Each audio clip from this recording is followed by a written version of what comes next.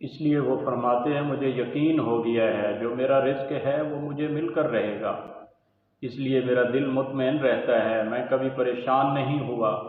اس لیے تو کہنے والے کہتے ہیں کہ تیرا جو نصیب ہے وہ مل کر رہے گا، خواہ وہ پہاڑوں کے نیچے دبا ہوا ہو۔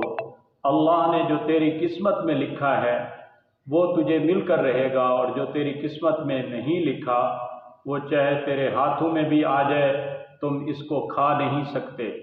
کتنی مرتبہ لوگ کہتے ہیں کہ جی لقمہ اس نے اٹھا لیا تھا، اس کے ہاتھ میں آ گیا تھا، لیکن وہ منہ تک نہیں لے جا سکا۔ اللہ نے لکھا ہی نہیں تھا، کیسے وہ منہ تک لے جاتا؟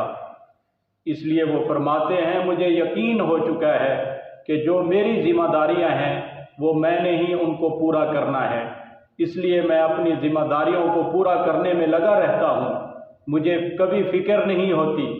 اسی طرح فرماتے ہیں مجھے یقین ہو چکا ہے کہ میرا اللہ میرے ہر پل سے باخبر ہے، میں اس لیے گناہ نہیں کرتا کہ اگر مجھے اس حالت کے اندر موت آ گئی اللہ کے سامنے کیسے کھڑا ہوں گا؟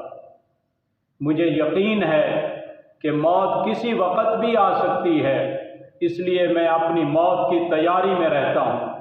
تو کتنی باتیں ہو گئیں؟ 4۔ سب سے پہلے میرا رزق مجھے مل کر رہے گا۔ نمبر 2، جو میری قسمت میں لکھا ہے، جو میری ذمہ داریاں ہیں وہ میں نے ہی پوری کرنی ہے۔ نمبر 3، میرا اللہ مجھے ہر وقت دیکھ رہا ہے۔ نمبر 4، میری موت کا وقت ایک مقرر ہے اور وہ کسی وقت بھی آ سکتا ہے۔ 4 باتیں یہ جس کے دل کے اندر اور جس کو یہ 4 باتیں نصیب ہو جائیں وہ کبھی پریشان نہیں ہوتا۔